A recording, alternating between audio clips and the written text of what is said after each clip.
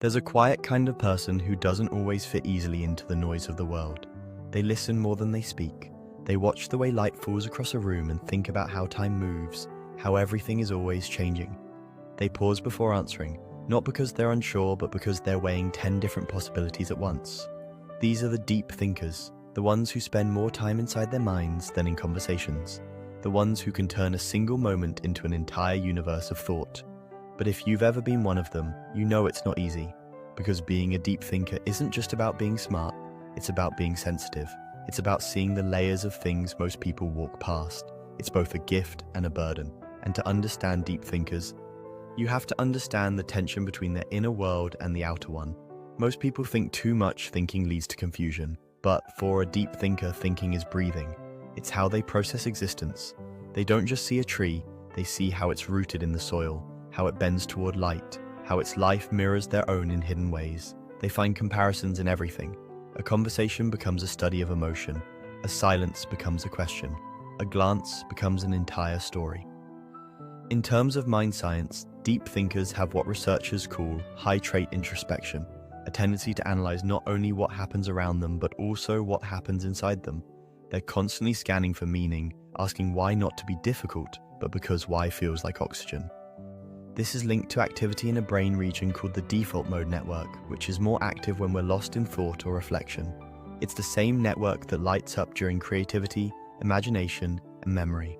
So the mind of a deep thinker is a storm of connections constantly weaving, comparing, reflecting. But this same ability can be isolating because, while others move through life reacting, deep thinkers are observing. They pause, they notice details, they think before they speak. And sometimes by the time they're ready, the conversation has already moved on, so they stay silent, and people mistake that silence for not caring when really it's depth. A deep thinker doesn't just want to talk, they want to understand. They crave meaningful conversations, ones that dive below small talk into fears, dreams, the structure of the human heart. Surface-level chatter feels exhausting to them, because while most people swim in the shallow parts of daily life, deep thinkers are diving for pearls in the ocean floor of thought. But that depth comes with a price. It often makes them overthink. They replay events, examine every sentence, wonder what someone meant, wonder if they said too much or too little. Their mind becomes a loop of what-ifs, and maybe they meant this. Not because they're insecure, but because they see subtle differences everywhere. Every choice has a dozen meanings. Every emotion has hidden roots, and their brain won't stop until it finds the truth. There's a term in mind science called metacognition, the ability to think about your own thinking. Most people use it occasionally. Deep thinkers live inside it. It's like they're always watching their own thoughts from the outside, questioning them, rearranging them, trying to understand their patterns. This makes them incredibly self-aware, but also likely to self-doubt. Because when you're aware of everything, you also see all your flaws in high definition. A deep thinker doesn't just ask, "What do I want?" They ask, "Why do I want it? Where does that desire come from? What would happen if I got it or if I didn't?" They analyze love, ambition, fear, memory, until they can almost hold these invisible things in their hands. But in doing so, they sometimes lose the simple joy of just being. They forget that not everything needs to be understood, and some things are meant to be felt. You'll often find deep thinkers walking alone, headphones in, not because they're lonely, but because solitude is their native language. They need space to breathe, to process, to untangle thoughts that others don't even know exist. They are people who can feel deeply while appearing calm. Their emotions move like quiet waves beneath the surface, unseen but powerful. They might sit in a cafe staring at nothing, but inside their head they're replaying the moment they said something 10 years ago and wondering what it revealed about who they were then. This isn't self-punishment, it's analysis. Deep thinkers don't judge themselves as much as they try to map themselves. They're trying to draw the geography of their own mind to know where each feeling lives, and that can make them appear disconnected from reality, when in truth they're simply trying to see it from every possible angle. One fascinating thing about deep thinkers is that they often experience what mind scientists call existential thinking. That's when you don't just wonder about your life, but about life itself, about time, purpose, right and wrong, consciousness. Questions that don't have easy answers, and that's what sets them apart from ordinary overthinkers. Overthinking is worrying about the future. Deep thinking is questioning reality itself. It's the difference between anxiety and awareness. But here's where it gets contradictory. The same mind that can see patterns in everything can also create illusions that don't exist.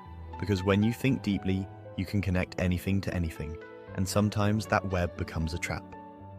They might read too much into silence, assume meaning where there is none, or turn simple things into thinking puzzles that never resolve. It's like having a microscope that's too powerful. You start seeing things that weren't meant to be seen so closely.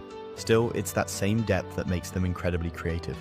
Many of history's most influential thinkers, Einstein, Da Vinci, Jung, were deep thinkers.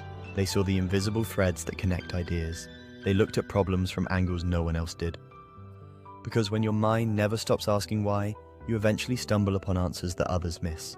But in modern society, deep thinking isn't always celebrated. We live in a world that rewards speed, productivity, and certainty. Pausing to reflect can look like hesitation. Silence can look like weakness. Complexity can look like confusion. So deep thinkers often learn to hide their depth. To fit into a world that moves faster than their mind does, they nod along in conversations even when they disagree. They smile politely while their thoughts wander galaxies away. And after everyone leaves, that's when their real conversation begins inside their own head. There's a loneliness in that kind of inner life because deep thinkers often crave connection, but only the kind that feels real. And genuine connection requires being vulnerable. But not everyone wants to dive that deep, so deep thinkers stay guarded. They become selective, observing quietly until someone shows signs of depth too. Only then do they open the door. And when they do, it's not halfway, it's all the way. They'll tell you their fears, their hopes, the things they don't even tell themselves out loud, because deep thinkers don't do halfway hearts. But that being vulnerable can backfire because when you see the world in shades of grey, you expect others to as well. You assume people mean what they say, that honesty is the baseline, but not everyone operates from that depth. So when reality doesn't match their expectations, it hurts more. Not because they're fragile, but because they've invested so much meaning into everything. To a deep thinker, even a small betrayal feels cosmic. Even a brief kindness can restore their faith in humanity. Everything matters, and that's the double-edged sword.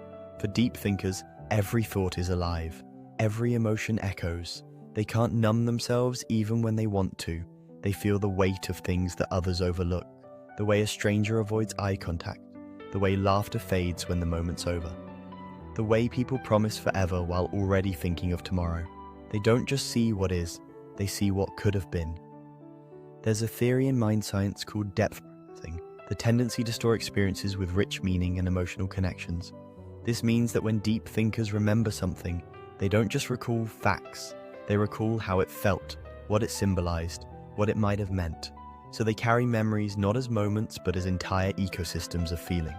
That's why nostalgia hits them harder. It's why they can listen to a song and suddenly be back in a version of themselves that doesn't exist anymore. But this isn't just emotional intensity, it's the way their brain is wired.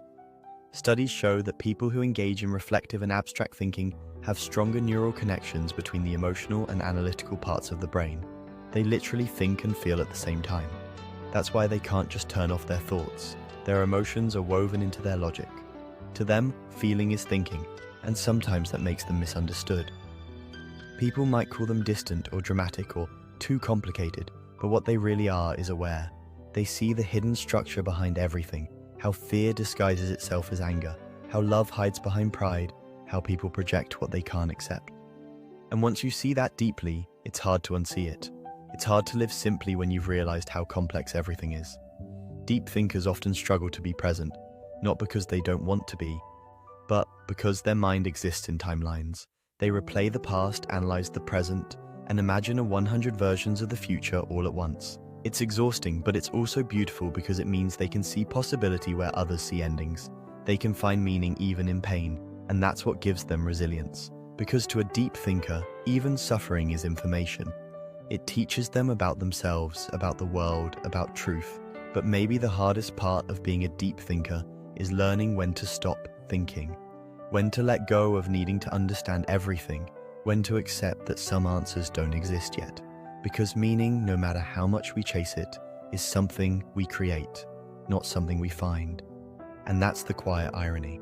The same mind that searches endlessly for truth eventually learns that peace isn't in answers, it's in being present. It's in sitting beneath a sky that doesn't explain itself but still feels infinite. It's in learning to live with questions and still feel complete. Because maybe that's the final stage of deep thinking. not knowing more but needing less, not analyzing everything to death, but understanding that depth isn't about drowning in thought. It's about seeing clearly enough to float. You can usually recognize a deep thinker not by what they say, but by the spaces between their words. That pause before they speak, where their mind is filtering through layers of thought, isn't hesitation, it's precision. They're searching for the truest version of what they mean. Because words matter to them, they understand how language shapes reality, how a sentence can heal or harm. And so they speak carefully, sometimes too carefully, which can make others think they're shy or withdrawn. But the truth is, they're listening to everything, the tone, the hidden meaning, the silence between sentences. Because to them, communication isn't just about what's said, it's about what's felt. In terms of mind science, this kind of awareness is tied to high empathy and pattern recognition. Deep thinkers are constantly reading emotional data.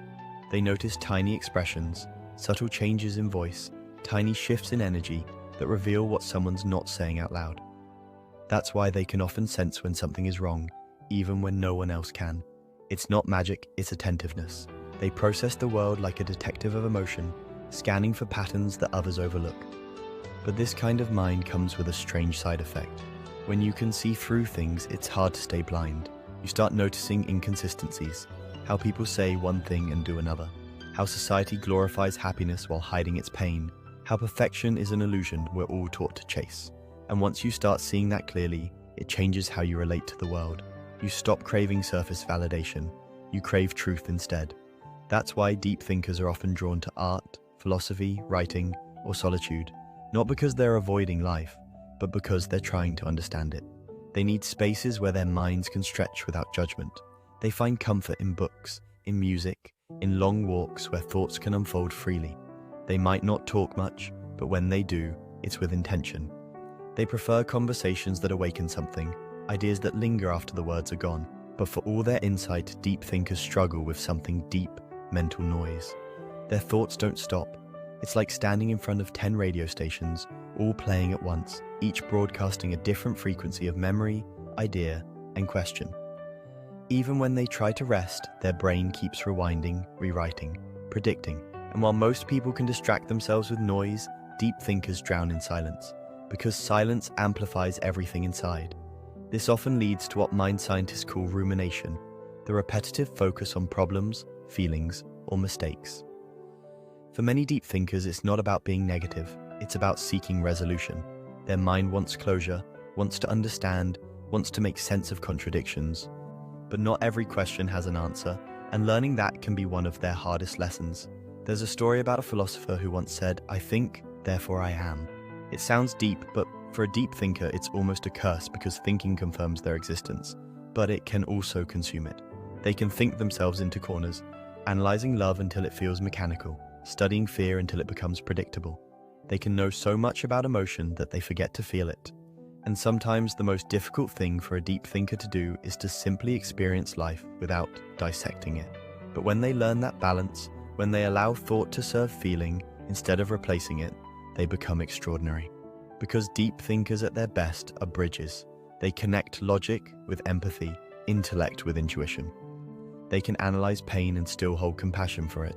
They can see the flaws in humanity and still choose to love it. That's rare. That's wisdom, not just intelligence. A deep thinker doesn't see people as good or bad. They see them as stories. They understand that everyone is shaped by unseen battles, by experiences that left marks invisible to the eye. So they forgive easily, but they forget rarely. They may let go of people, but not the lessons those people taught them. They carry those lessons quietly, turning them over in their mind like stones smoothed by time. If you've ever wondered why deep thinkers often seem sad, it's not sadness, it's awareness. It's the understanding that beauty and loss are always intertwined, that everything we love eventually changes form. It's the acceptance that joy and grief are two notes in the same song, and feeling both at once is part of what it means to be fully alive. Mind scientists sometimes call this emotional complexity, the ability to experience mixed emotions at the same time. It's not confusion, it's capacity.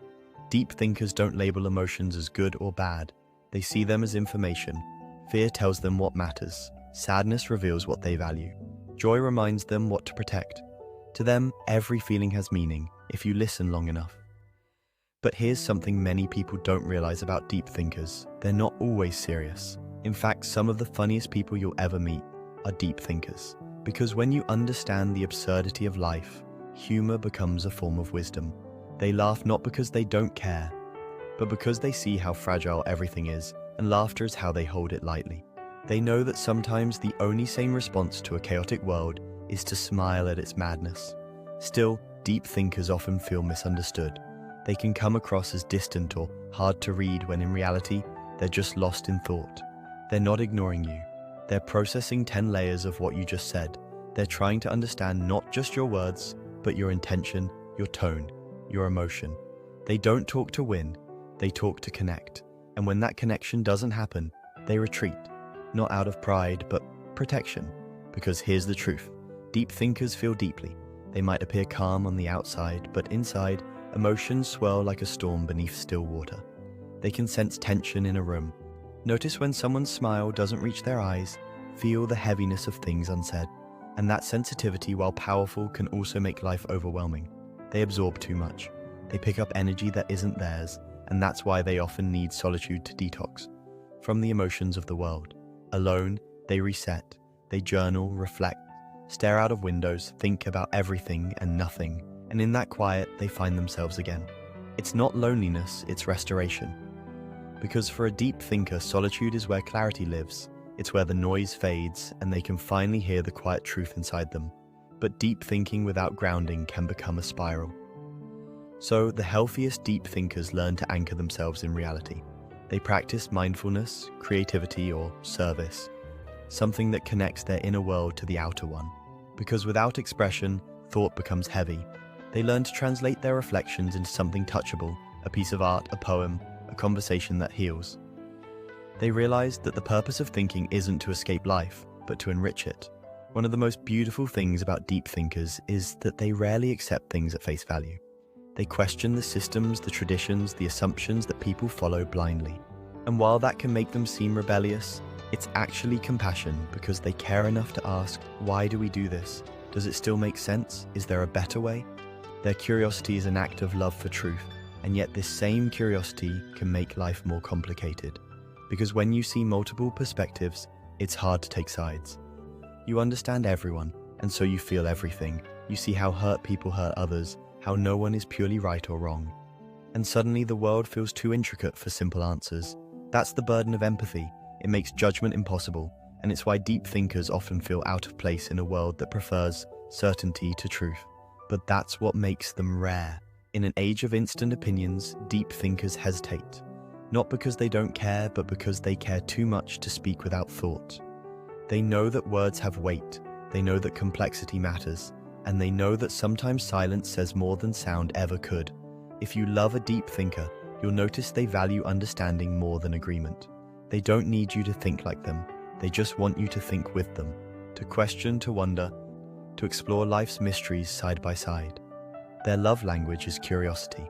Their affection is shown in attention, in remembering small details, in asking how you really are, in seeing you beyond your words. But they also need patience, because deep thinkers move slowly when it comes to trust. They don't open easily.